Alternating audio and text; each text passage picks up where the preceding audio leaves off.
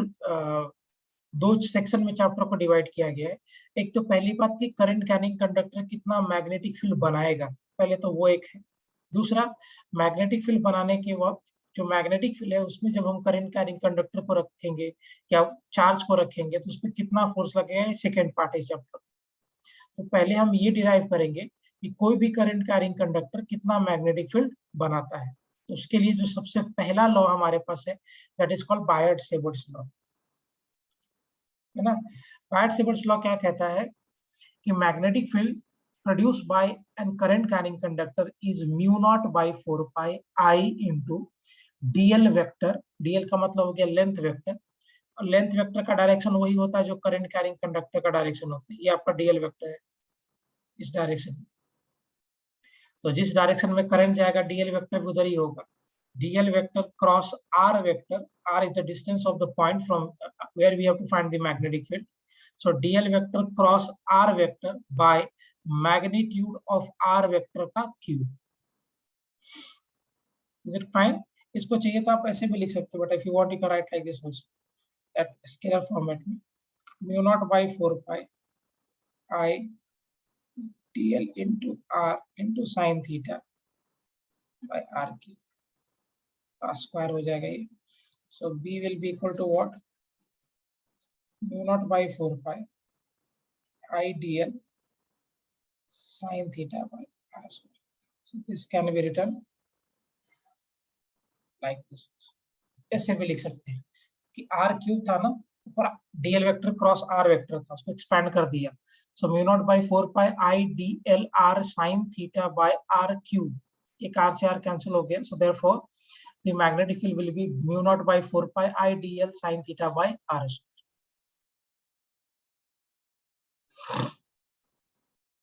Is it clear? समझ में आया ये पॉइंट? Yes, sir. यूनिट क्या होता है बेटा मैग्नेटिक फील्ड का? 11th में आपने पढ़ा रहा होगा ये। यूनिट क्या होता है मैग्नेटिक फील्ड का?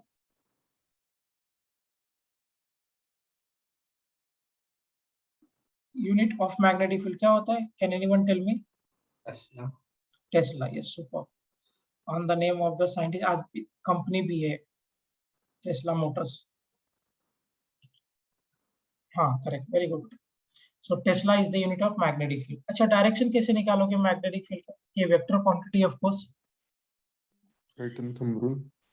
थंब रूल लगा सकते हो, या फिर मैं आपको थोड़ा सा नॉर्मल लेक्चर से अलग करके बताता हूँ, आपको समझना ही आना चाहिए। देखो मैग्नेटिक फील्ड का जो डायरेक्शन है वो डीएल से आर की तरफ क्रॉस प्रोडक्ट है। मैंने अभी बताया डीएल वेक्टर इस डायरेक्शन में है, आर वेक्टर यहाँ है। सो डीएल से आर की तरफ आप घुमाओ, डीएल ऊपर आर इधर, से डीएल क्रॉस आर, तो क्या थंब अंदर पॉइंट कर रहा है? तो इस पॉइंट पे मैग्नेटिक फील्ड अंदर हो जाएगा। क्रॉस का मतलब है कि अंदर जा रहा है, डॉट का मतलब है कि आपकी तरफ आ रहा है। ये डार्ट के प्रिंसिपल पे बेस करता है। जब आप डार्ट को देखोगे ना, डार्ट जो हम लोग घर में फेंक खेलते हैं, so when we used to throw, जब हमसे वो दूर जाएगा तो पीछे आपको क्रॉस दिखेगा, इसलिए क्रॉस है। जब वो डार्ट आपकी तरफ आता है तो आपको डॉट दिखता है, इसलिए डॉट का मतलब हो गया कि vector is approaching us, and cross का मतलब हो गया vector is going away from us. और ऐसा क्यों लिखते हैं उसके पीछे का रीजन बता दिया मैंने। वो एक डार्ट होता है ना, हम लोग घर में खेलते हैं, used to play this. So dart को जब आप फेंकोगे दूर तो ये पीछे आपको क्रॉस दिखेगा। क्रॉस का मतलब मुझसे दूर जा रहा है। जब आप डॉट आपकी तरफ आएगा तो आपको डॉट दिखेगा, implies कि डॉट यानी vector is approaching me. So that's why we take dot for the vector which is coming towards me. हाँ प्रांजल बताता हूँ। And cross for the vector which is going inside या गोइंग अवे फ्रॉम यू। देखो direction बताने के लिए क्या करना है, आपको अपने राइट हैंड को एल वेक्टर से आर वेक्टर की तरफ बेंड करो। एल आपका करंट की तरफ है, इधर एल हो गया, आर इस बाजू में, एल से लेकर आर की तरफ बेंड किया, एल से आर की तरफ बेंड किया। तो जब आप एल से आर की तरफ बेंड करोगे तो ये जो थंब है ना, ये थंब अंदर की तरफ पॉइंट कर रहा है। So therefore magnetic field is inside the screen. अगर मान लो आपको यहाँ फाइंड आउट करना है, इधर देखिए एल वेक्टर ऊपर, आर वेक्टर इधर, एल से ऊपर आर इधर, एल ऊपर आर इधर, एल से आर की तरफ बेंड करो फिंगर को, तो थंब बाहर की तरफ पॉइंट कर रहा है। सो इस साइड में मैग्नेटिक फील्ड आउटवर्ड है। प्रांजल गॉट द पॉइंट बेटा? समझा ये पॉइंट अभी? ओके। सो मैग्नेटिक फील्ड का डायरेक्शन डिसाइड करने के, वैसे तो राइट हैंड थंब रूल है ही, वो भी आप जानते ही होंगे। ये अपने थंब को करंट के डायरेक्शन में रखो और ये फिंगर्स को फोल्ड करो। ये जो फोल्डेड फिंगर्स होगा, this will indicate the direction of magnetic field. तो ये से अगर थंब आपका है, इधर का फील्ड अंदर, यहाँ से घूम के इधर का फील्ड बाहर।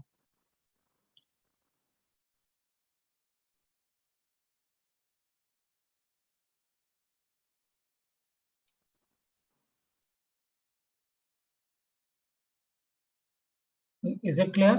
समझ में आ गया पॉइंट सभी को?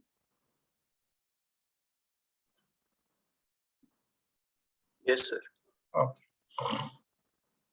सो magnetic field due to current carrying conductor को देने के लिए जो सबसे पहला लॉ था that is called Biot Savart's law. और बायट-सेवर्ट्स लॉ क्या कहता है? That the magnetic field due to current carrying conductor is given as μ0 by 4 pi I dl sin theta by r square। और डायरेक्शन निकालने के लिए आपको क्रॉस प्रोडक्ट करना पड़ेगा। सो L से R की तरफ आप फिंगर को बेंड करो, L से R की तरफ जिधर वो पॉइंट करेगा that will be the direction of magnetic field. अब सबसे पहले हम निकालेंगे magnetic field due to current carrying conductor.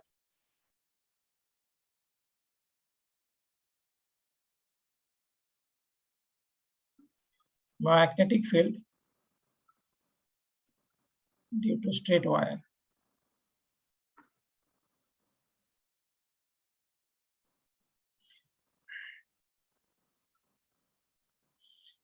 मान लो बेटा आपके पास एक स्ट्रेट वायर है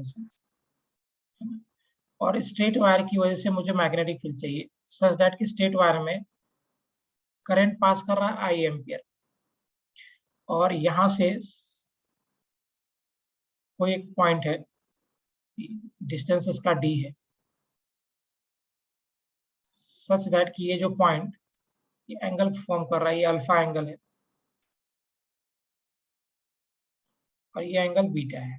मुझे यहाँ पे मैग्नेटिक फील्ड निकालना है due to this current carrying conductor, है ना। सो करंट इधर जा रहा है, ये वायर का पॉइंट इधर अल्फा बना रहा है, ये एंगल बीटा बना रहा है, डिस्टेंस इसका डी दिया हुआ है। So they are asking us to get the magnetic field at point P. कैसे करोगे? यहां से आप x पे जाइए और एक छोटा सा एलिमेंट कट कर लो dx थिकनेस का, है ना। x पे गए और छोटा सा एलिमेंट कट कर लिया dx थिकनेस का सच दैट कि ये एंगल आपका थीटा है तो ये एंगल आपका डी थीटा हो जाए, छोटा सा एंगल डी थीटा। एग्रीड? अब इसकी वजह से आप मैग्नेटिक फील्ड लिखो। What will be magnetic field here? Magnetic field कितना होगा? सो dv will be equal to what beta? μ0 by 4 pi I dl sin theta by r square। अब देखिए अच्छे से एनालाइज करना। अगर ये एंगल थीटा है, dl और r के बीच में एंगल कितना होगा? c। ये एंगल थीटा, ये एंगल 90, तो ये 90 माइनस थीटा। सो अगर आपको ये एंगल 90 माइनस थीटा हो गया तो ये वाला एंगल कितना हो जाएगा? Will it be equal to 90 plus of theta. If this is theta, ये एंगल अगर मेरा थीटा, ये 90, तो ये 90 माइनस थीटा और ये टोटल एंगल आपका 180 है। सो अगर ये 90 माइनस थीटा तो ये एंगल कितना हो जाएगा? Will it be equal to 90 plus of theta. Correct, 90 plus of theta. और ये थीटा था, ये थीटा क्या है? This theta is angle between dl vector and r vector. So dl vector इधर ही है, फिर करंट इस डायरेक्शन में जा रहा है। मैंने अभी आपको बताया कि dl वेक्टर का वही डायरेक्शन होगा जो डायरेक्शन करंट का होगा। सो करंट इस डायरेक्शन में जा रहा है, so therefore dl vector is going like this, r vector इधर है। सो dl वेक्टर और r वेक्टर के बीच में ये एंगल हो गया मेरा 90 plus of theta. Correct. So अगर हम यहाँ प्लेस कर दे, so db is equal to μ0 by 4 pi I dl की जगह पे dx लिया यहाँ पे sine of 90 plus theta by r।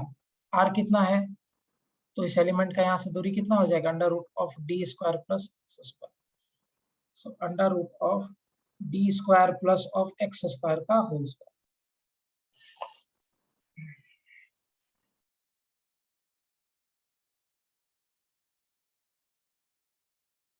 Is it okay?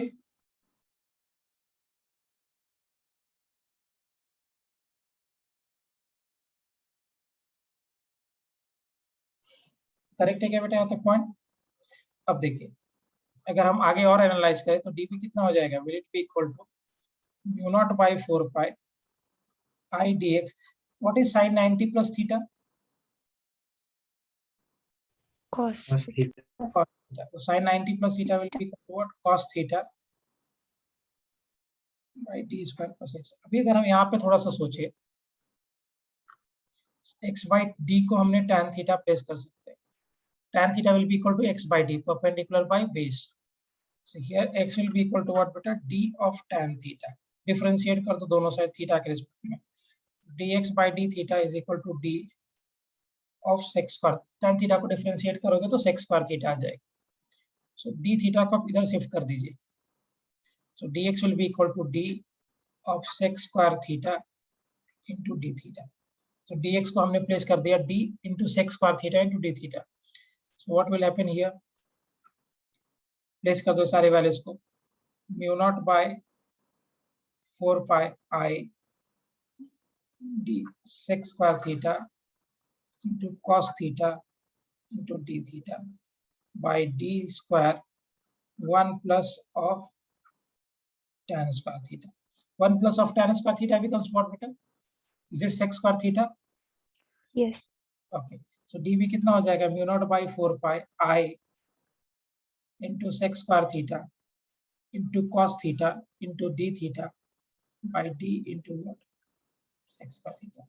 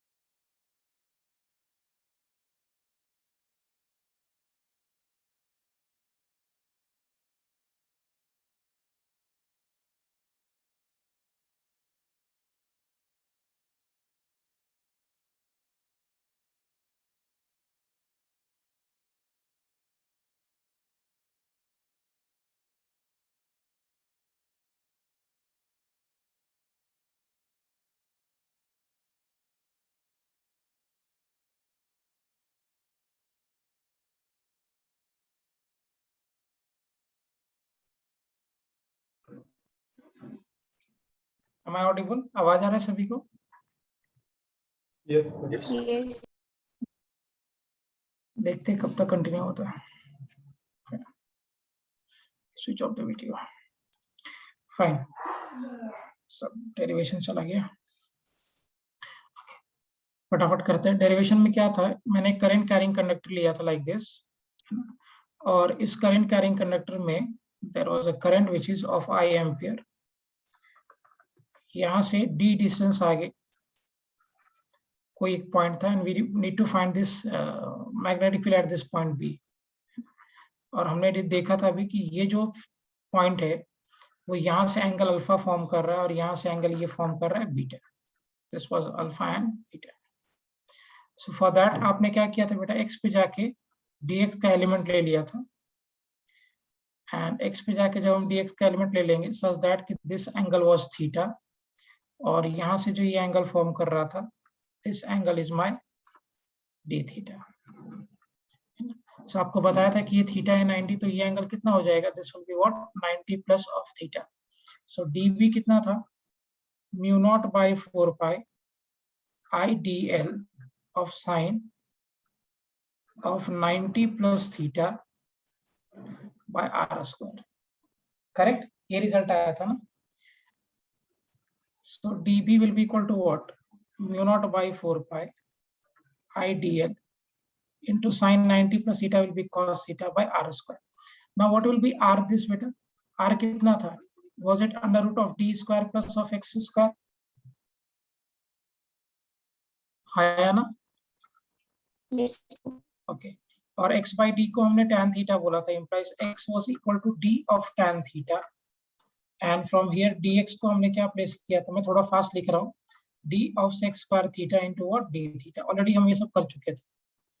So db was equal will be equal to mu naught by 4 pi I dx sec square theta, और एक d तो और ही आ जाएगा, into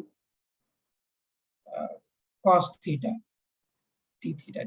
df की जगह पे प्लेस कर देंगे बाय आर स्क्वायर की जगह पे रख दोगे आप क्या, अंडर रूट ऑफ डी, तो इसकी जगह पे डी स्क्वायर. आई होप इतना तक समझ में आया point.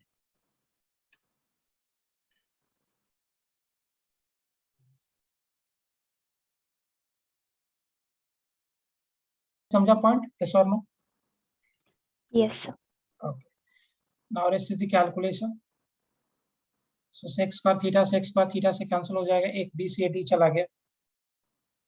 So implies db will be equal to what, mu naught by 4 pi I by d cos theta into d theta. बोलिए थीटा का limit. Minus beta. minus beta to alpha. हाँ, minus beta two alpha. So it will be from minus beta two alpha 0 से b. So b will be equal to mu naught by 4 pi I by d cos theta का integration Sin. sin theta. cos theta का differentiation होता है minus sin theta, integration is sin theta. So sin theta from minus beta to alpha. This implies b will be equal to mu naught by 4 pi I by d, रख दो इसकी जगह पे, sin of alpha minus of sin of minus beta. Now what is sin minus theta?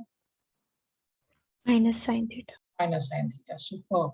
So I by d, this is sin alpha plus of sin beta. So this is the formula for the magnetic field due to current carrying conductor, straight conductor. Mu naught by 4 pi I by d into sin alpha plus sin beta.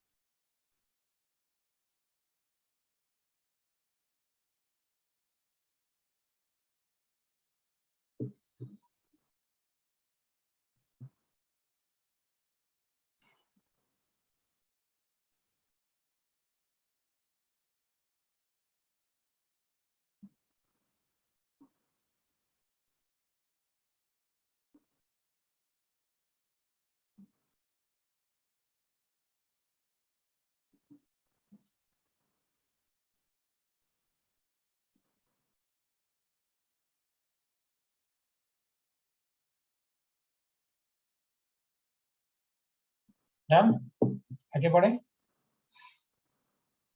So magnetic field due to current carrying state conductor is mu naught by 4 pi I by d sin alpha plus sin beta.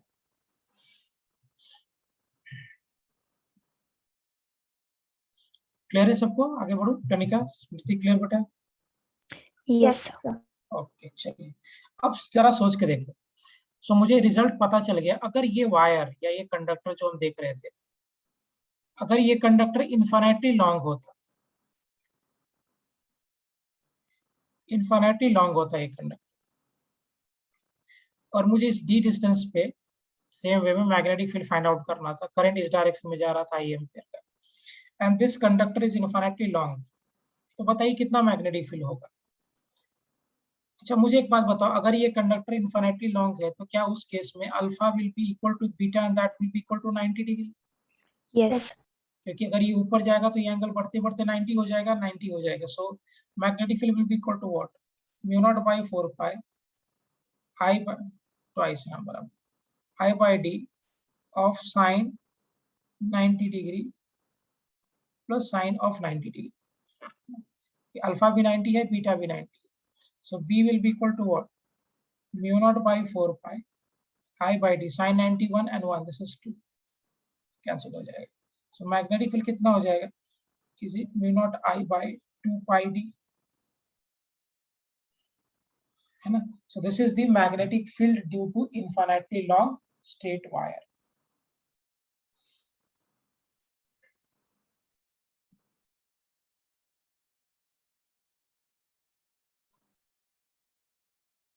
Am I clear properly?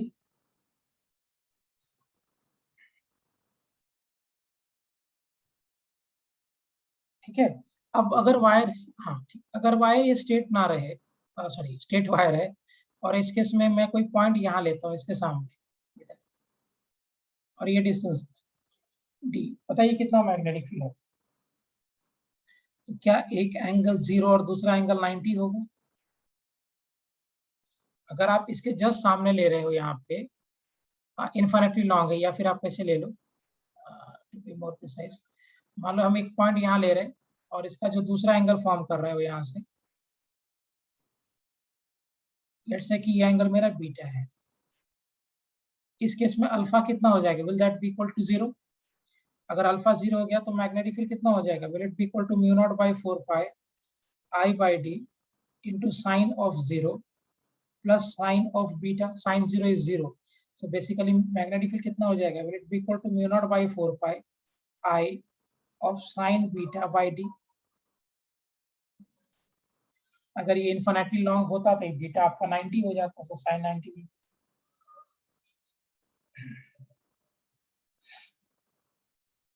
Yes और no? कौस्तुभ, प्रांजल, clear बेटा? ये समझा point यहाँ तक? Yes, sir. अब जरा सोचिए, मान लो कि एक कोई कंडक्टर ऐसे है और इस कंडक्टर में करंट ऐसे पास कर रहा है एम्पियर का, और मेरा कोई पॉइंट यहाँ पे है, ये वाला पॉइंट है, सच दैट ये पॉइंट का डिस्टेंस यहाँ से डी दिया, पता है कितना मैग्नेटिक फील्ड होगा? इस केस में क्या होगा? अल्फा विल बी 0 डिग्री, हाँ वेरी गुड क्वेश्चन, और इस केस में जो बीटा होगा ये कितना हो जाएगा? 180 डिग्री। सो मैग्नेटिक फील्ड कितना होगा बेटा? Mu naught by 4 pi I by D sine of 0 degree, R 0 नहीं है, by sine of 180 degree, sin 0 sin 180, so therefore b will be equal to mu naught by 4 pi I by d 0 decimal.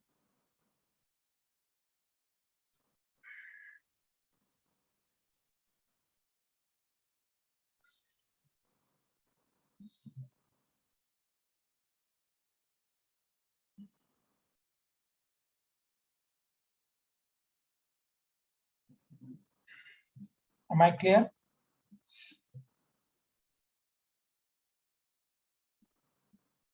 Yes. इस formula को place करने आना चाहिए, उसके लिए मैं क्वेश्चन बना के देता हूँ आपको, ताकि आप फॉर्मूला का प्लेसिंग सीख लो। मान लो एक कंडक्टर ऐसे है और इस कंडक्टर में करंट पास कर रहा है 2 एम्पियर का, कोई एक पॉइंट यहाँ पे है P, सच दैट ये जो पॉइंट P है वो यहाँ से एंगल फॉर्म कर रहा है, लेट्स से 37 डिग्री,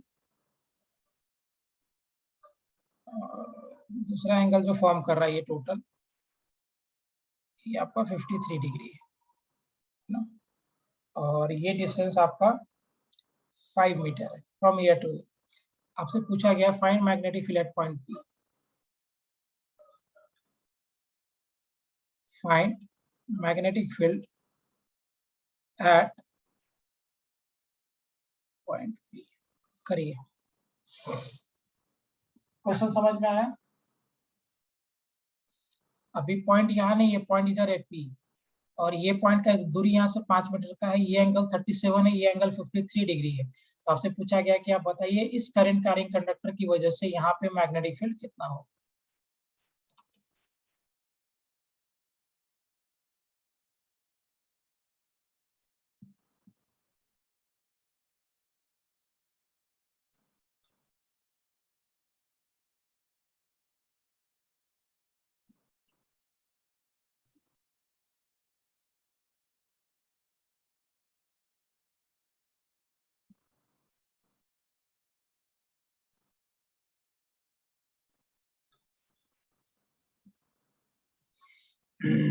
ये फॉर्मूला इतना आसान नहीं है प्लेस करना, नहीं बेटा, it's not infinity Kanika, wire finite, हाँ यस इट्स फाइनाइट वायर, ये फाइनाइट वायर है। फॉर्मूला रखने में भी कहानी है, इतना आसान नहीं है फॉर्मूला प्लेस कर देना।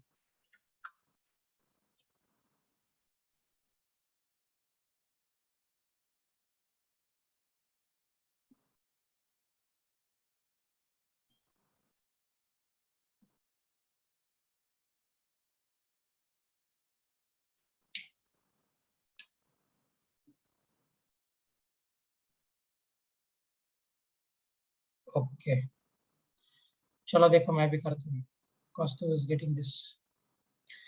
पहली बात मैग्नेटिक फील्ड का के नहीं साथ तक के इलेक्ट्रोस्टैट में था, यहाँ के वगैरह मत रखो, के was 1/4 pi epsilon not. Magnetic field का फॉर्मूला क्या होगा, mu naught by 4 I by D into sine alpha plus sine beta. अब इसमें लफड़ा क्या है कि पहली बात ये जो डी था वो आपका परपेंडिकुलर डिस्टेंस था, ध्यान रखना, कोई भी रैंडम डिस्टेंस ले नहीं सकते। तो ये मेरा वायर है, इस वायर के साथ इस पॉइंट का परपेंडिकुलर कितना हो जाएगा, it be equal to 5 of cos 37, so 5 into what, 4/5, this will be equal to 4 metre. ये डिस्टेंस होगा इसका परपेंडिकुलर इस पॉइंट का, है ना। तो यहाँ पे ये जो d होता है फॉर्मूला में, d is the perpendicular distance. एक कंफ्यूजन यहाँ से क्लियर करो, परपेंडिकुलर डिस्टेंस, राइट। सो अगर ये परपेंडिकुलर डिस्टेंस था तो ये तो है नहीं परपेंडिकुलर, सो ऑब्वियस सी बात है ये वाले ट्रायंगल में अगर आप ट्रिग्नोमेट्री लगाओगे तो ये डिस्टेंस होगा 5 cos 37, cos 37 इज 4/5, प्लेस करके सॉल्व कर दिया 4 मीटर। तो इस केस में जो मेरा d आएगा वो होगा 4 metre. So b is equal to mu naught का वैल्यू होता है 4 पाई इंटू 10⁻⁷, और म्यू नॉट बाई 4 पाई होता है 10⁻⁻⁷ into current 2/4। I'll write here mu naught is permeability और इसका वैल्यू होता है 4 pi into 10⁻⁻⁷। So mu naught by 4 पाई का जब वैल्यू निकालोगे तो आएगा 10⁻⁻⁷। सो 10⁻⁻⁷ I by 4 into sine 53 plus, अब यहाँ लफड़ा है, यहाँ पे जब हम अल्फा और बीटा लिखते थे ना, they were in the angles in the 2 different direction, but यहाँ पे दोनों सेम डायरेक्शन में दिया, इसलिए मुझे इस केस में इंटेंशनली -37 रखना पड़ेगा। हम प्लस साइन 37 नहीं रख सकते क्योंकि डेरिवेशन जब हमने किया था तो डेरिवेशन करते वक्त एक एंगल ऊपर लिया था, दूसरा एंगल नीचे लिया था, तब जाके माइनस बीटा आया था और बाद में माइनस से निकल के प्लस हो गया था। लेकिन इस केस में जो आपको दिया गया क्वेश्चन में, ये एंगल मैंने दोनों सेम साइड में ही दे दिया है, तो एक एंगल तो आप प्लस लिखोगे ही, दूसरा एंगल को आपको माइनस करना पड़ेगा। So I'll have to write minus here. समझ में आया क्यों माइनस किया मैंने? What is the reason behind that? Yes, sir. Sin 53 कितना होता है बेटा? Sin 53 is what? 4/5 minus of 3/5. हाँ, आई एम एक्सप्लेनिंग अगेन. मैं जब डिराइव कर रहा था बेटा, डेरिवेशन करते वक्त आप ध्यान से देखो, अल्फा और beta they were the angle in two different direction. यहाँ से एक एंगल ऊपर था, एक एंगल नीचे था, तब हम माइनस लिख के सॉल्व किए थे. बट इस केस में जब आपको क्वेश्चन दिया मैंने, तो यहाँ पे अल्फा और बीटा दोनों सेम साइड में है. तो जब आप फॉर्मूला लिखोगे तो अल्फा तो प्लस है ही, इस केस में बीटा भी प्लस है. देयरफॉर फॉर्मूला के हिसाब से मुझे यहाँ पे माइनस रखना पड़ेगा. समझा पीयूष व्हाट आई सेड? अगर दोनों फॉर्मूला में अगर दोनों एंगल सेम साइड में होगा तो एक एंगल को आपको माइनस रखना पड़ेगा. अगर दोनों एंगल ऑपोजिट साइड में होगा तो आप दोनों को प्लस रख के सॉल्व कर देना विथ फॉर्मूला. लेकिन अकॉर्डिंग टू फॉर्मूला अगर आपका दोनों एंगल सेम साइड में है तो अल्फा तो प्लस होगा ही इस केस में, बीटा भी इस केस में प्लस होगा, लेकिन फॉर्मूला में के हिसाब से मुझे माइनस रखना पड़ेगा. एग्रीड? Yes, sir. मैंने क्या बताया था? 1 सेकेंड स्मृति, पहले तुम्हारा आंसर करता हूँ. मैंने क्या बताया था कि अल्फा और बीटा कहाँ से मेजर करते हैं? जो उसका परपेंडिकुलर लाइन होता है जहां से आपको निकालना है, द परपेंडिकुलर डिस्टेंस से ये एंगल आपका अल्फा होगा. जैसे यहाँ देखो, ये मेरा पॉइंट था जहां पे मुझे मैग्नेटिक फील्ड निकालना था. इस पॉइंट के साथ जो एंगल बन रहा था वो आपका अल्फा था ये, और ये पॉइंट के साथ जो बन रहा था वो बीटा था वायर का. अब देखो ये मेरा लाइन है, यहाँ से जो इस पॉइंट के साथ एंगल बन रहा है, this is alpha and this angle is beta. कौन द पॉइंट बेटा? जो आपका परपेंडिकुलर डिस्टेंस है जहां पे आपको मैग्नेटिक फील्ड निकालना है, उस परपेंडिकुलर लाइन से जो एंगल फॉर्म करेगा that angle will be alpha and वही एंगल आपका बीटा हो जाएगा. Since they are in same side तो आपको फॉर्मूला के हिसाब से एक को माइनस लेना पड़ेगा. स्मृति गॉट द पॉइंट बेटा? Yes, sir. नहीं प्रांजल, पाई नहीं आएगा. क्यों नहीं आएगा? क्योंकि μ0/4 पाई का ही वैल्यू होता है 10⁻⁻⁷. सो पाई ऑफ कोर्स नहीं होगा. सो b will be equal to 10⁻⁻⁷/2. LCM ले लोगे आ जाएगा 4 - 3/5. सो b का वैल्यू कितना आ गया? 10⁻⁻⁷/10. This will go up. So b हो जाएगा 10⁻⁻⁸. This will be the magnetic field due to this wire. ये अच्छे से कैलकुलेशन करो. समझ में आया सभी को कॉन्सेप्ट ये?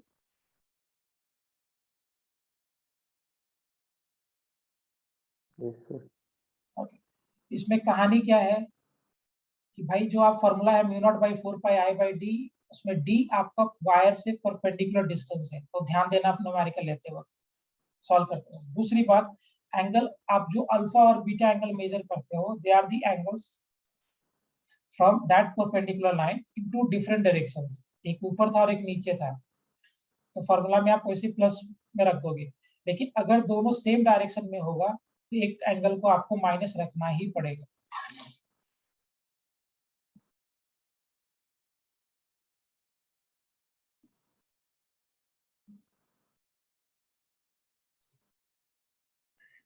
Is it clear?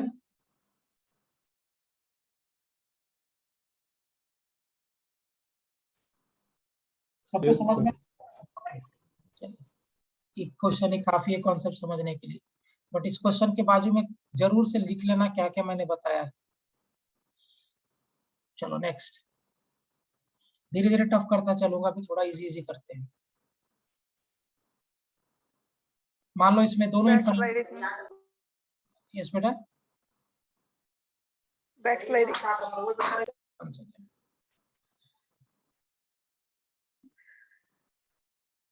Done sir. ये वायर में मान लीजिए करंट पास कर रहा है 2 एम्पियर का, सॉरी I एम्पियर का. डाटा नहीं लेता हूँ, सिंपल बगैर डाटा की करते हैं. इसमें करंट पास कर रहा है I एम्पियर का, इसमें भी करंट पास कर रहा है. टोटल डिस्टेंस d है. चलो 2d है, यहाँ से कोई पॉइंट ले लो p, डिस्टेंस d, और यहाँ से भी distance d.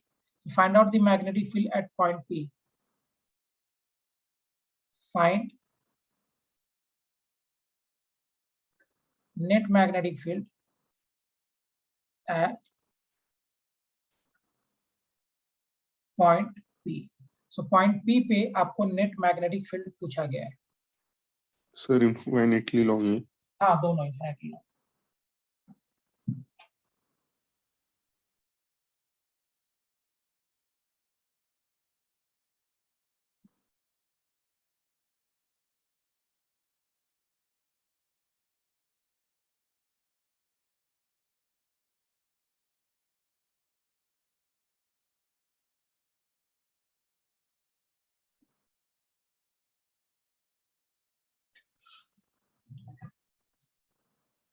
Okay. Very good प्रणिका, बहुत बढ़िया. What cost of?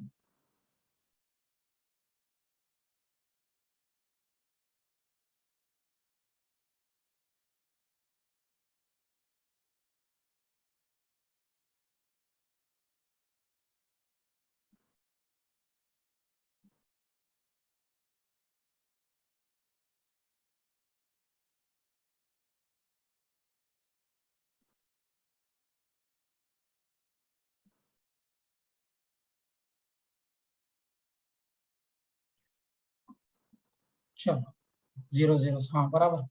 सबसे पहले मुझे बताओ, ये वायर 1 पकड़ लेता हूँ मैं. Let me have this as wire 1, और ये मैं वायर 2 ले लेता हूँ. वायर 2.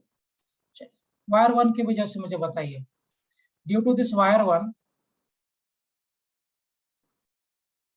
इस पॉइंट पे मैग्नेटिक फील्ड कितना हो जाएगा?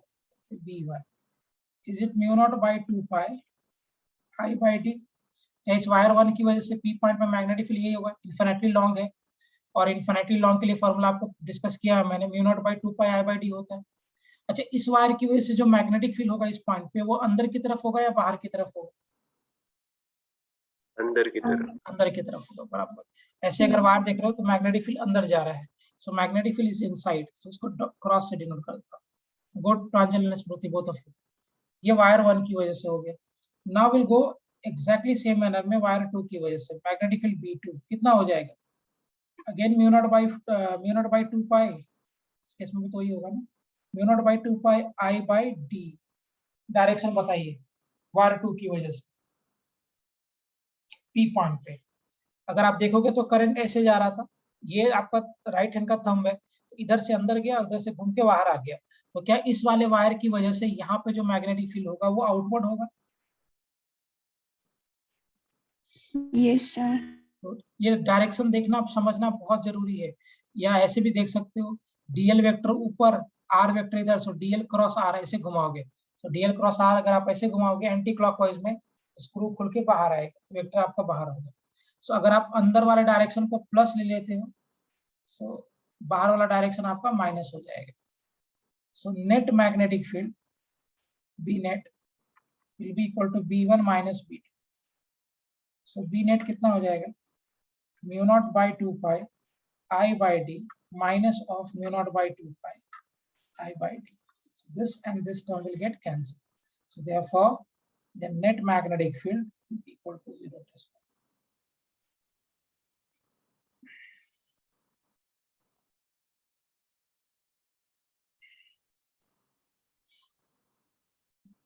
Is it clear?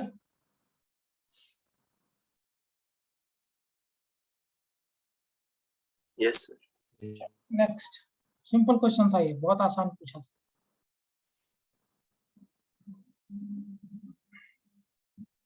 फटाफट करते चलो, लेवल बढ़ाता चलो. ये भी वायर आपका इन्फिनिटली लॉन्ग है, ये भी वायर आपका इन्फिनिटली लॉन्ग है. इसमें करंट पास किया. 1 सेकेंड है Vaishnavi, let me just write down the question. I ampere का तो एक पॉइंट यहाँ पे है, ये एंगल बाइसेक्टर है, डिस्टेंस इसका d है. Find magnetic field at point P.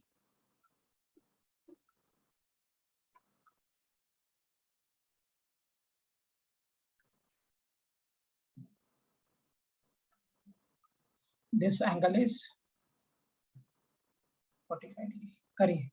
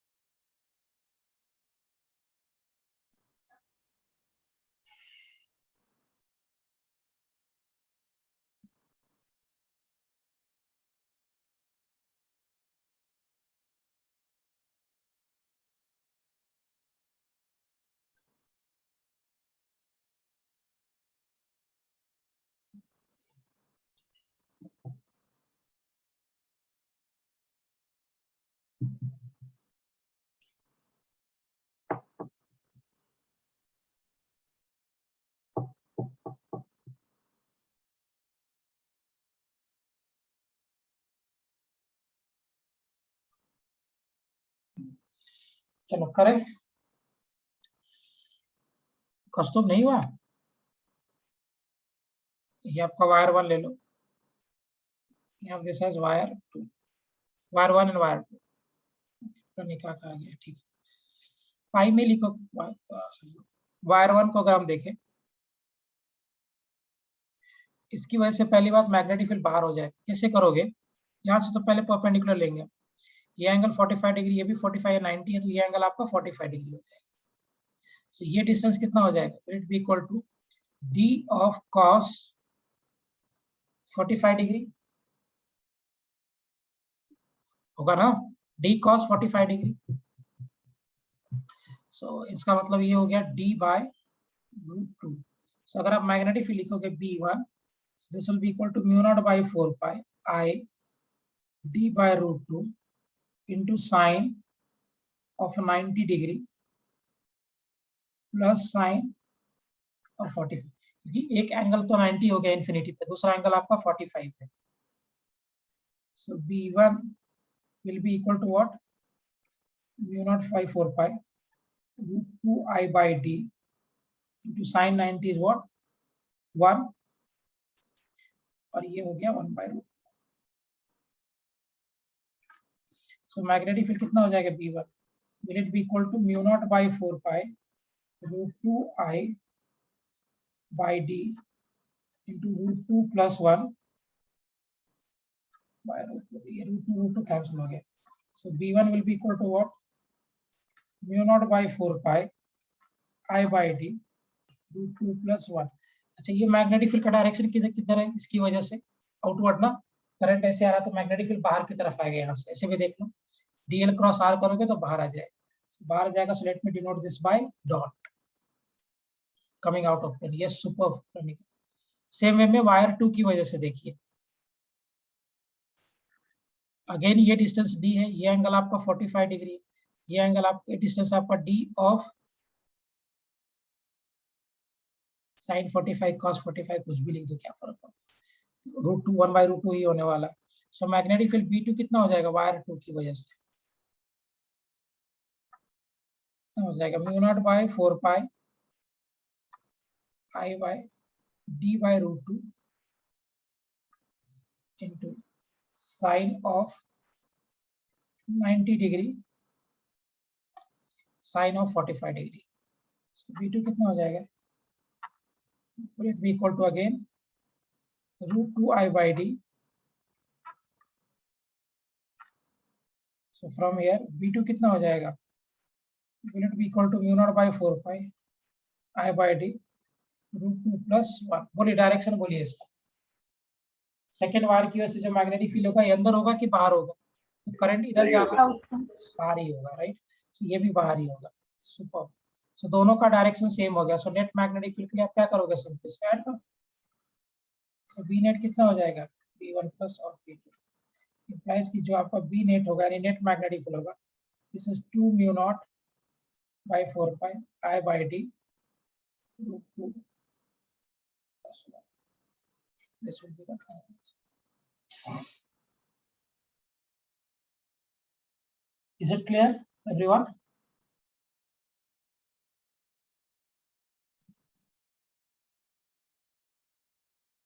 Yes. Very good. बाकी लोगों को समझा? पीयूष क्लियर है? Shreya, Kanad? Yes, sir. Okay, Yes, sir. Yes, sir. Good question. थोड़ा और चेंज करता हूँ, थोड़ा और टफ करता हूँ. एक एनसीईआरटी बुक का भी एक क्वेश्चन है, वो सेम है, बस एंगल वो 90 से चेंज करके 60 दे दिया. मैंने एंगल को थोड़ा अलग कर दिया. सेम क्वेश्चन है NCERT book. We are having a square, मान लेते हैं ऐसा,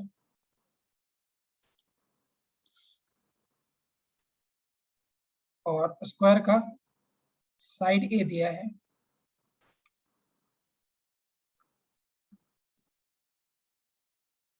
करंट पास करना. आपसे पूछा गया है find out the magnetic field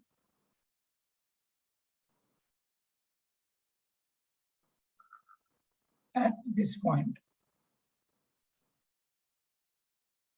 intersection of diagonal plane. Find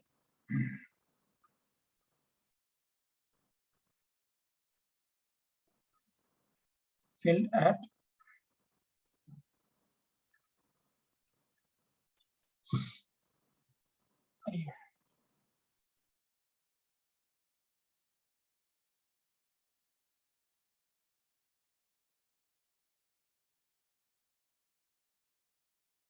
नहीं, प्रांजल नहीं लगा सकते क्योंकि इन्फिनिटी लॉन्ग नहीं है, सेमी इन्फिनाइट है, एक एंड फिक्स है ना. दोनों ही अगर इन्फिनिटी पे होता तब वो लगा सकते थे, बट इसका एक एंड का तो एंगल दिया हुआ है, ये वाला फॉर्मूला लगेगा यहाँ. ये एक एंड इसका यहाँ पे फिक्स्ड है, दूसरा एंड ये जो एंगल आपका ये 90 है. ये जो केस था ये अलग टाइप का क्वेश्चन बनाया था मैंने. This is not the question for infinity long. इसमें एक एंड आपका इन्फिनिटली लॉन्ग था, दूसरा एंड आपका फिक्स था, सो देयरफॉर एक ही एंगल आप 90 लोगे, दूसरा तो आपका 45 ऑलरेडी है ही. समझा Pranjal what I said? Yes, sir. वो फॉर्मूला यहाँ पे डायरेक्ट नहीं लग सकता क्योंकि दूसरा एंगल आपको मालूम है.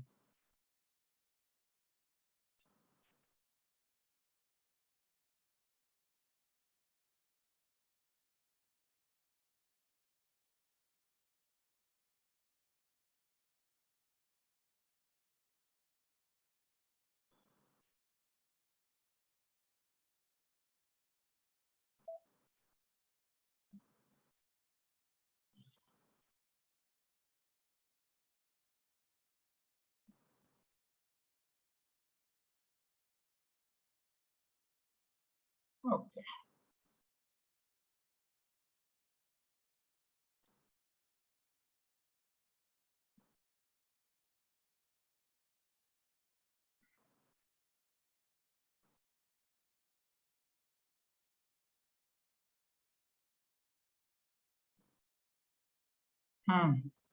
कोई एक वार की वजह से पहले निकालते हैं. अब देखिए, सो ये डिस्टेंस आपको चाहिए, कितना हो जाएगा ये? If it is a by 2, ये डिस्टेंस आपका a by 2, end of course आपको पता है कि ये एंगल आपका 45 डिग्री और ये एंगल भी कितना हो जाएगा 45 डिग्री, क्योंकि स्क्वायर में जो डायगोनल इंटरसेक्ट करता है 49 डिग्री पे करता है. अब ऑब्वियस सी बात है, इसकी वजह से ये वाले वायर की वजह से देखोगे ए बी सी डी, सबसे पहले अगर हम वायर ए बी की वजह से करें, ये वाले वायर की वजह से, तो मैग्नेटिक फील्ड बाहर आएगा. कितना होगा magnetic field? Mu naught by 4 pi I by D sine of alpha plus sine beta. So b1 कितना हो जाएगा बेटा? Will it be equal to mu naught by 4 pi I over, ये डिस्टेंस कितना है a by 2 sine of 45 degree plus sine of 45 degree. Okay, so now what will be b1? Mu naught by 4 pi 2 I by a into 1 by root 2 V1 कितना हो जाएगा, will it be equal to mu naught by 4 pi 2I by a 2 by root 2 which is get cancelled, root 2 हो गया यहाँ पे solve करने के बाद। सो B1 कितना हो जाएगा 2 root 2 mu naught by 4 pi I by a, will it be B1 to 2 mu naught by 4 pi I by क्या ये मैग्नेटिक फील्ड होगा because of this wire AB। अब देखो ये वायर AB की वजह से जो मैग्नेटिक फील्ड होगा बेटा ये आउटवर्ड होगा, बाहर की तरफ आएगा, इसकी वजह से भी बाहर आएगा, इसकी वजह से भी बाहर आएगा और इसकी वजह से भी बाहर आएगा। तो चारों वायर्स की वजह से मैग्नेटिक फील्ड बाहर ही आ रहा है। इंप्लाइज कि जो आप नेट मैग्नेटिक फील्ड लिखोगे उसके लिए क्या करना पड़ेगा 4 into B1। सो क्या आपका जो नेट मैग्नेटिक फील्ड आएगा it be equal to 8 root 2 mu naught by 4 pi I by a। होगा ऐसा इस और नो?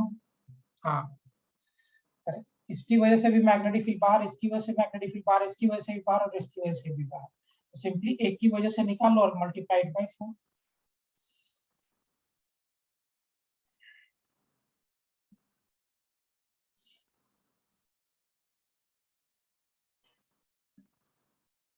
समझ में आया पॉइंट ये?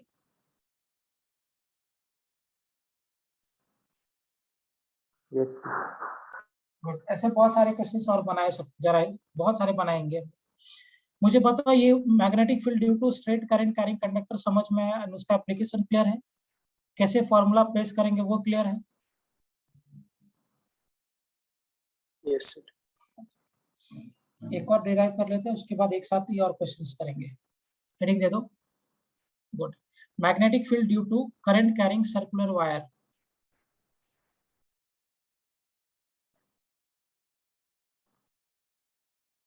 Field due to current carrying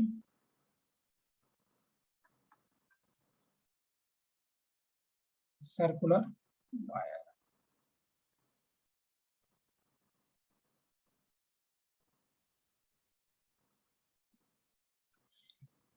सो इस केस में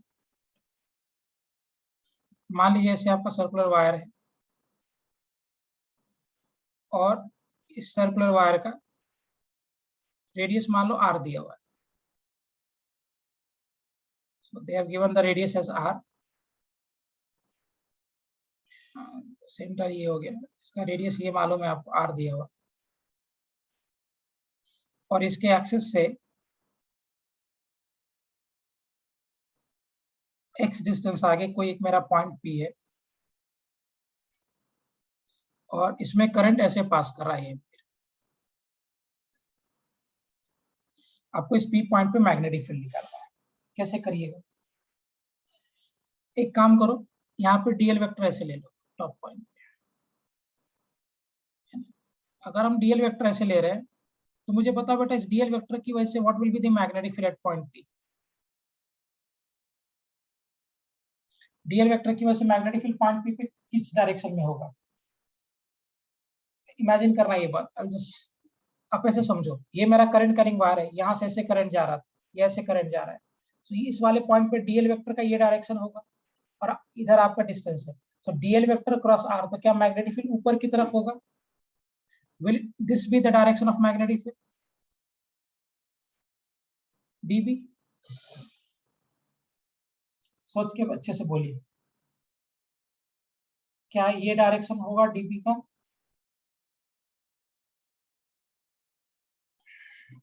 नहीं समझ में आया?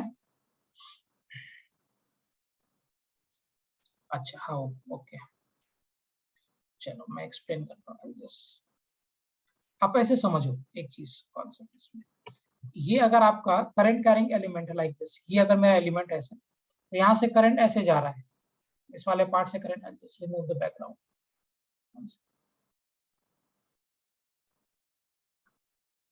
आप समझो एक बात ध्यान से, अगर आप एनालाइज करो कि ये आपका करंट कैरिंग वायर है like this, it is like this, है ना, तो यहाँ से करंट पास कर रहा था ऐसे, ये जो आपका टॉप पॉइंट है इसमें से करंट ऐसे जा रहा है, ये करंट जा रहा है, तो ये मेरा डीएल वेक्टर हो गया, current is going like this, तो ये मेरा डीएल वेक्टर हो गया और आर इधर है। आप ऐसे इमेजिन करो डीएल इधर, आर इधर, क्योंकि ये पॉइंट आपका यहाँ पे था, सो डीएल इस बाजू में है, DL is in this side, इधर डीएल है और आर इधर है।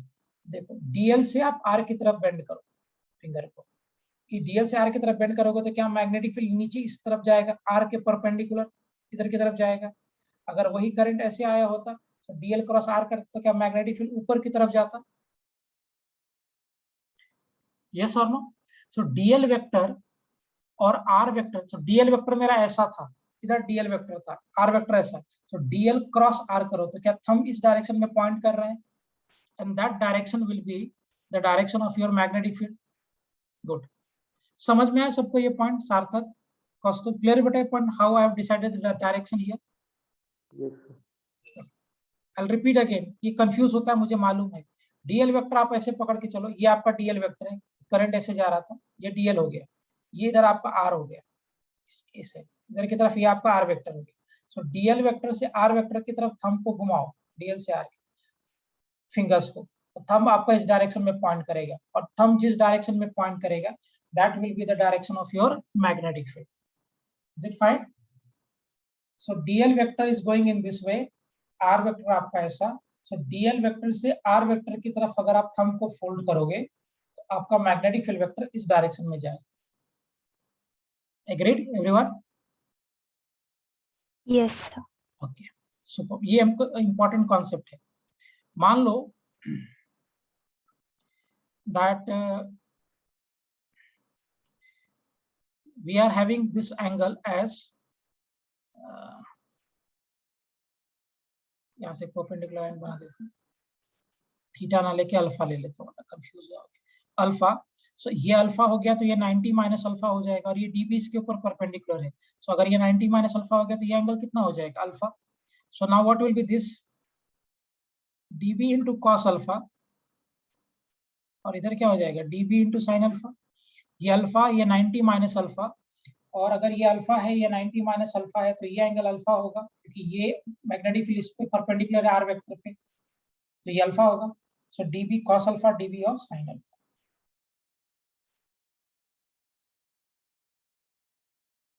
बराबर? अब इसकी वजह से पहले तो आप मैग्नेटिक फील्ड लिखिए, डीबी कितना होता है? Mu naught by 4 pi I by D I D L sine theta by R square, ये होता है ना मैग्नेटिक फील्ड का फॉर्मूला। यहाँ पे जब आप डीएल बाय सिवर्ट्स लॉ से, तो आपका आर कितना हो जाएगा? डिस्टेंस हो जाएगा under root of R square plus x square. So DB will be equal to mu naught by 4 pi I into D. बोलो एंगल कितना डीएल वेक्टर और आर वेक्टर के बीच में? What will be the angle between DL vector and R vector in this case? कितना angle होगा? DL 90. Vector 90 degree. Yes, super बेटा, ये डीएल वेक्टर है आपका और ये आर वेक्टर है, सो डीएल वेक्टर और आर वेक्टर के बीच का एंगल 90 डिग्री होगा इस केस में, into sine of 90 degree by under root of R square plus x square का होल स्क्वायर। सो वर्टिकल वाला तो कैंसिल हो जाएगा कि अगर आप एक एलिमेंट इधर ले तो ये वर्टिकल वाला कैंसिल हो जाएगा, सिर्फ बचेगा हॉरिजॉन्टल में। So magnetic field along horizontal B H लिख देता हूँ, mu naught by 4 pi I D L R square plus x square into cos alpha. एक मिनट, आपको ये बात समझ में आया कि एंगल 90 क्यों हुआ डीएल और आर के बीच में? Why the angle is 90 here? Is this point clear? क्यों एंगल 90 ले रहा हूं मैं, ये बात समझ में आ रही है सबको? सार्थक, ओमकार, क्लियर है बेटा आपको ये पॉइंट क्यों मैंने 90 लिया है आपको? अच्छा, एक बार बता दीजिए फिर से। अच्छा, बोलो बोलो, अरे तो बोलना चाहिए ना, कौन सी बड़ी बात है, नहीं आ रही है पीयूष। इमेजिन करो ये आपका रिंग था, ये ऐसा था, और ये आपका डीएल वेक्टर, इमेजिन करना पड़ेगा थोड़ा सा, ये आपका डीएल वेक्टर था, like this, imagine this is my DL vector, और ये मेरा आर वेक्टर है इधर की। तो ये आपका डीएल वेक्टर है, ये डीएल वेक्टर हो गया और ये आर वेक्टर हो गया, नीचे ऐसे बेंड होके आ रहा है। अब डीएल वेक्टर इस डायरेक्शन में जा रहा है, आर वेक्टर ऐसे आ रहा है, मुझे बताओ डीएल वेक्टर और आर वेक्टर के बीच में एंगल कितना फॉर्म कर रहा है? बड़ी दी एंगल 90. अब इमेजिन हुआ सार्थक? Yes sir. हो गया। पूछना चाहिए ना, पूछोगे तब तो। मैं एक बार फिर रिपीट कर रहा हूँ, कंफ्यूज होता है मुझे मालूम है, कोई बड़ी बात नहीं इसमें। ये आपका डीएल वेक्टर टॉप पॉइंट पे लेके चल रहा हूँ, तो ये मेरा डीएल वेक्टर और ये मेरा आर वेक्टर, ऐसे देखो। तो ये डीएल वेक्टर और ये आर वेक्टर ऐसा है। सो डीएल वेक्टर इस डायरेक्शन में जा रहा था ऐसे, और ये मेरा आर वेक्टर ऐसे आ रहा था। सो डीएल वेक्टर और आर वेक्टर के बीच का एंगल कितना फॉर्म करेगा इस केस में? 90 degree of course. Is it clear? Yes, sir. ऐसे आप प्लेन रख के देखना, ये आपका डीएल था ऐसा, आर आपका ऐसा। सो डीएल ऐसे, आर ऐसे। सो डीएल और आर के बीच का एंगल 90 हो जाएगा। कॉस अल्फा को कितना लिख सकते हैं यहां से आप? will it be equal to x by, अगर हम ये अल्फा लिखे, कॉस अल्फा कितना हो जाएगा? एक मिनट, कॉस हॉरिजॉन्टल के लिए साइन हो जाएगा ना बेटा, साइन कॉस कैसे लिखोगे? साइन अल्फा हो जाएगा हॉरिजॉन्टल के लिए। साइन अल्फा कितना लिखोगे आप यहाँ से? What will be sine alpha from here? R upon R under root R square. Sine alpha को लिख सकते हैं हम लोग r by under root of R square plus x square. So B H कितना हो जाएगा? Mu naught by 4 pi I by R square plus x square into D L. Sine को लिख दीजिए R by under root of R square plus x square. Therefore horizontal में कितना हो जाएगा? Mu naught by 4 pi I into R by R square plus x square का power 3/2 into T. Integrate कर देते हैं। डीएल का लिमिट बोलिए, 0 से लेकर what is the limit of DL? 2 pi कितना होगा? 0 से पाई आर कि 0 से 2 pi are? R 2 pi are बेटा, मैंने नीचे वाला नहीं लिया ना। अगर नीचे वाला लेता तो 2 से मल्टीप्लाई करते हैं, पूरे इसमें घूमोगे ना। तो स्टार्टिंग फ्रॉम 0 से लेकर पूरा ring 2 pi R. Is it clear? yes. Okay. BH will be mu naught by 4 pi I into R by R square plus X square का पावर 3/2, और ये हो जाएगा 2 पाई। पाई से पाई चला गया, कैंसिल हो गया 2। सो BH कितना हो जाएगा? Mu naught I into R square by 2 into R square plus X square raised to power।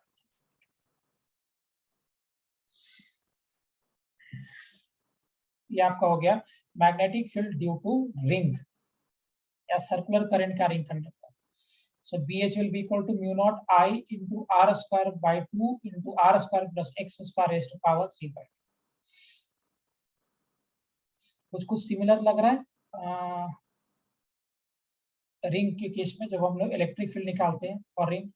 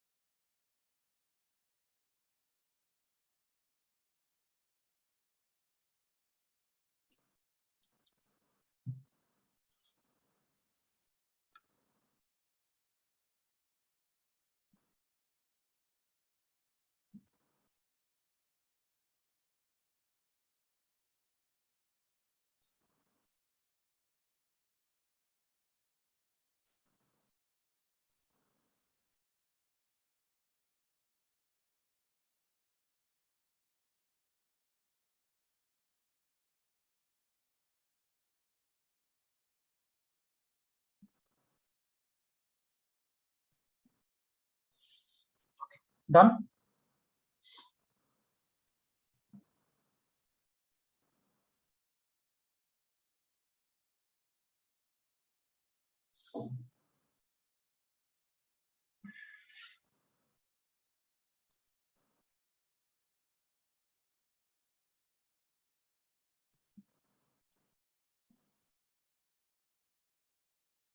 Okay great. अच्छा, सो अगर आप रिंग के लिए बात करोगे, सो फॉर रिंग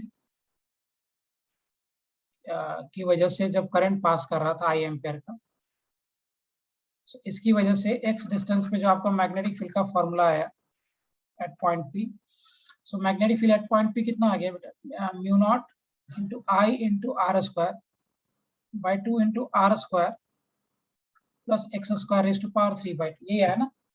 अब मान लो ऐसे ऐसे अगर n लूप्स होता, ऐसे n लूप्स होता, तो कितना हो जाता मैग्नेटिक फील्ड? ये तो एक लूप के लिए किया ना, ऐसे मान लो बहुत सारे रिंग हो जाते हैं और सब सेम वे में करंट फ्लो करता, सब ऐसे हो जाते, ऐसे बहुत सारे रिंग्स हो जाते, टोटल n लूप्स होता। अब कितना होगा मैग्नेटिक फील्ड? तो क्या सबकी वजह से जब आप मैग्नेटिक फील्ड निकाल लोगे तो सेम ही हो जाएगा, N I into R square by 2 into R square plus x square raise to power 3/2, कितना होगा फॉर n लूप्स। ये तो आपका एक लूप के लिए हो गया, this is for one loop. लेकिन अगर ऐसे ऐसे n लूप्स होते तो क्या ये मैग्नेटिक फील्ड हो जाता, mu naught capital N I R square by 2 into R square plus x square. हाँ, वर्टिकल मल्टीप्लाई कॉस से करोगे बेटा, वर्टिकल को जब आप सॉल्व करोगे ना, इस ऐसे एलिमेंट लोगे तो इसकी वजह से यहाँ पे मैग्नेटिक फील्ड ऐसा कुछ होगा डीपी बॉटम पे, और ये डीपी में फिर से ये एंगल अगर अल्फा है सेम रहेगा, तो इधर वाला साइन अल्फा, इधर वाला कॉस अल्फा। तो अब ये जो डीबी का कॉस अल्फा वाला कंपोनेंट है ये कैंसिल हो जाएगा, इसलिए मैंने इसको इंटीग्रेट किया ही नहीं। क्लियर पीयूष? यस। हाँ, स्मृति फॉर सबके लिए एक्स ही है, मतलब कॉन्सेंट्रिक एक ही जगह पे से इसको बाइंडिंग किया हुआ है। सो अगर एक लूप होता तो ये होता मैग्नेटिक फील्ड, एंड अगर वो सच दैट कि मेरे पास कैपिटल एन लूप्स होते तो मैग्नेटिक फील्ड कितना होता, mu naught capital N I R square by 2 into R square plus x square raise to power 3/2, ये होता मैग्नेटिक फील्ड। करेक्ट। सेंटर पे कितना होगा at centre?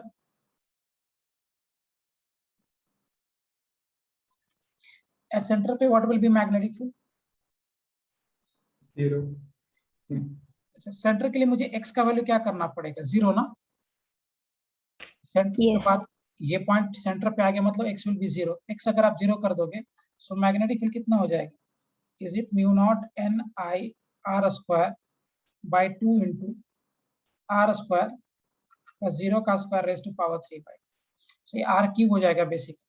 So what will be magnetic field at point P, sorry at centre, तो C कर देता हूँ,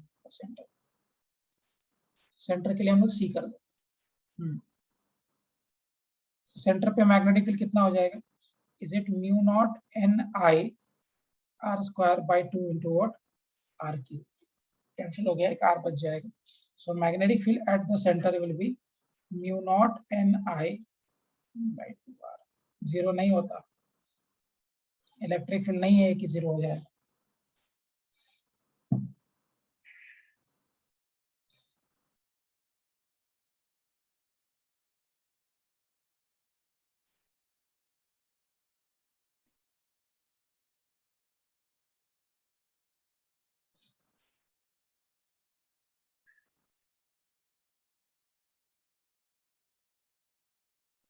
is it fine? अच्छा, मान लो कि अगर आपका लूप कुछ ऐसे होता तब पूरा कंप्लीट सर्कल नहीं होता।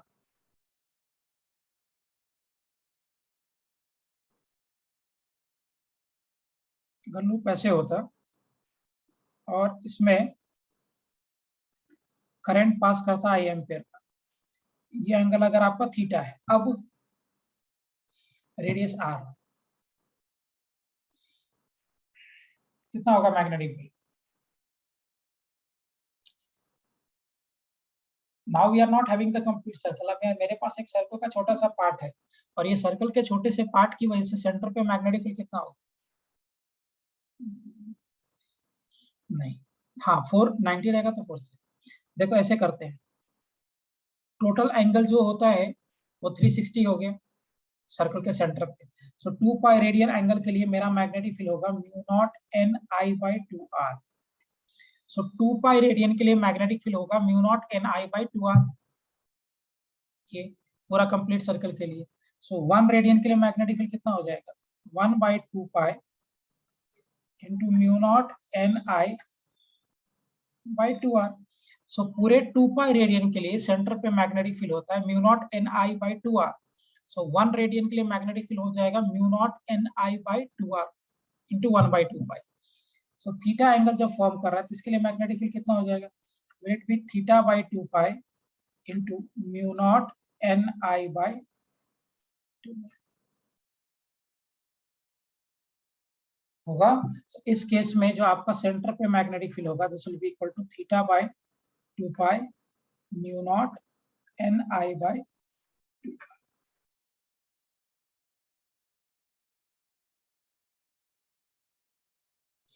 This will be the magnetic field at the center of the ring due to a small arc. Theta by 2 pi mu naught n I by 2r.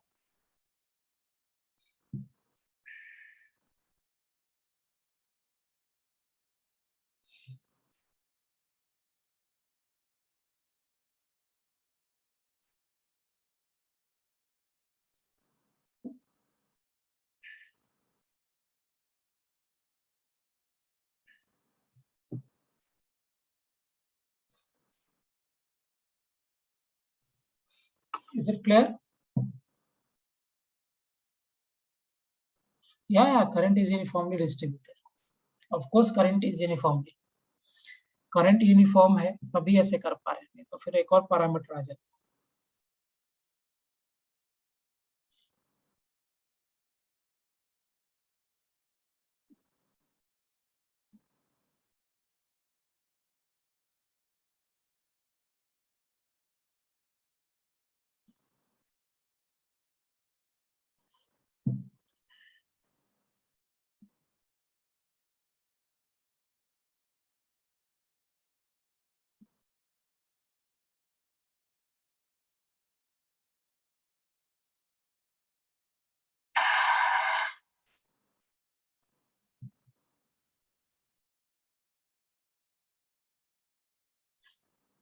नहीं नहीं, नॉन यूनिफॉर्म नहीं आगे बेटे, जब भी आएगा यूनिफॉर्म में आएगा। Done, shall I move ahead, आगे बढ़े। क्वेश्चन से स्टार्ट करते हैं, अभी बहुत सारे क्वेश्चंस कराऊंगा मैं। एक बहुत मेजर सेक्शन खत्म हो गया बायट-सावर्ट्स लॉ, हालांकि इसमें मैं सोलेनॉइड को भी बायट-सावर्ट्स लॉ से प्रूव करूंगा mu naught N I by 2 cos theta 2 minus cos theta 1, लेकिन ये ही दो पार्ट मेन है बायट-सावर्ट्स लॉ से। धीरे धीरे क्वेश्चन करते हैं।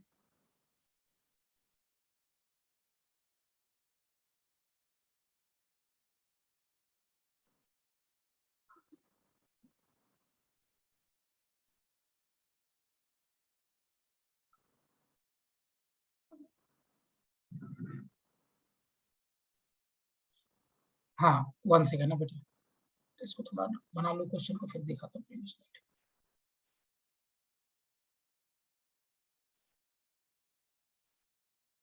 मैं इसका एक असाइनमेंट शेयर करूंगा आज थोड़ी देर में, उसको ट्राई।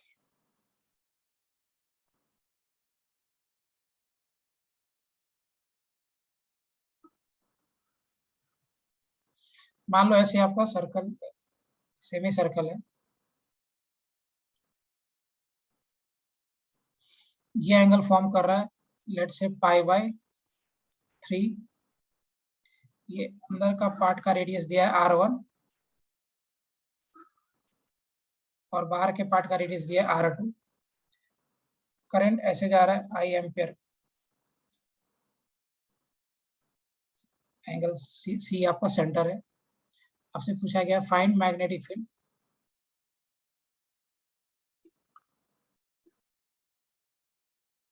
At centre. करिए, एक काम करो, इसको थोड़ा और अच्छा डाटा बनाता हूँ। ये r1 को की जगह पे r ले लो और इसको 2r ले लो। करिए,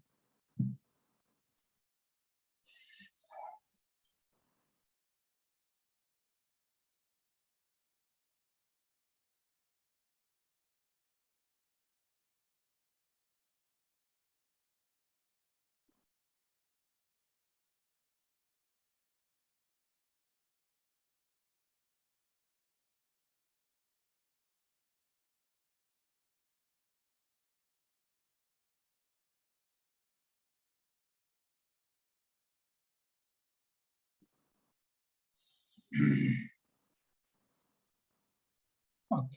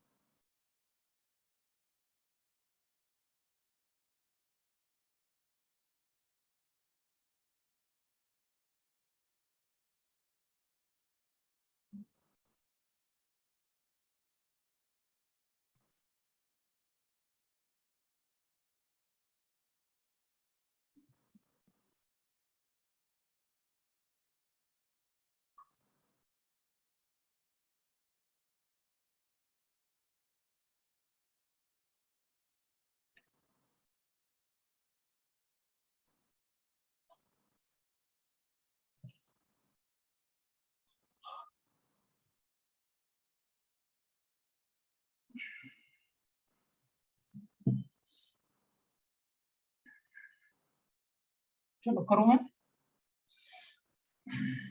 सबसे पहले तो आप इसका नोमेनक्लेचर कर दो। Let me say this point as A B C D. A B की वजह से देखेंगे, वायर ए बी की वजह से मैग्नेटिक फील्ड कितना हो जाएगा। Let me have this as B1। इसके लिए आपका फॉर्मूला क्या था, theta by 2 pi mu naught I by 2r। N की जगह पे 1 रखेंगे क्योंकि एक ही वायर है, एक ही लूप है। सो दैट इसकी वजह से जो मैग्नेटिक फील्ड होगा वो अंदर होगा या बाहर होगा, इनर वाले वायर की वजह से outside. Outside. Right hand thumb rule use करके देखो, आउटसाइड आएगा। सो इसकी वजह से मैग्नेटिक फील्ड हो गया outside. So B1 will be equal to what, pi by 3 by 2 pi into mu naught I by 2r and that will be outward. So ये पाई से ये पाई कैंसिल हो जाएगा तो कितना हो जाएगा 1/6। So B1 will be equal to mu naught I by 12r outward. Correct, ये B1 आ गया। अच्छा मुझे एक बात बताइए, वायर BC की वजह से कितना मैग्नेटिक फील्ड होगा। What will be the magnetic field due to wire BC? ये वाला 0. 0, क्योंकि ये सेम लाइन पे था, अभी पीछे प्रूफ किया था। अगर सेम लाइन पे होगा तो अल्फा 0 बीटा 180। सो ऑब्वियस सी बात है, इसकी वजह से जो मैग्नेटिक फील्ड आएगा that will be equal to 0। अब चलिए वायर CD की वजह से देखो। Now what will be magnetic field due to wire CD। Let me have this as B3। इसके लिए फिर वापस से वही फार्मूला लगाएंगे। B3 कितना हो जाएगा, theta by 2 pi mu naught I by 2 into इसका रेडियस अगेन हो गया 2r। थीटा आपका पाई बाई 3 है। So B3 will be equal to what, pi by 3 over 2 pi mu naught I by 4r। Pi 6 24 हो जाएगा ना। सो B3 कितना हो जाएगा, mu naught I by 24r। Will it be V3। अभी हमने B1 B2 हाँ B3 सब निकाले। B4 वायर D है। 0. अच्छा इसकी वजह से मैग्नेटिक फील्ड जो आपका B4 होगा दैट। अच्छा B3 का डायरेक्शन क्या होगा बेटा, अंदर की बाहर, Inside. इनसाइड। करंट ऐसे जा रहा है तो अंदर हो जाएगा magnetic. So for this B3 will B current inside, magnetic field अंदर हो जाएगा। So therefore the net magnetic field B net, correct है पीयूष। चलिए आप सिंपली ऐड कर दो, तो आउटवर्ड को आप प्लस लोगे तो इनवर्ड आपका माइनस हो जाएगा। Mu naught I by 12r minus mu naught I by 24r। Implies कि जो आपका B नेट आ गया is it equal to mu naught I by 24r। किधर होगा, इनवर्ड की आउटवर्ड, Outward. Outward.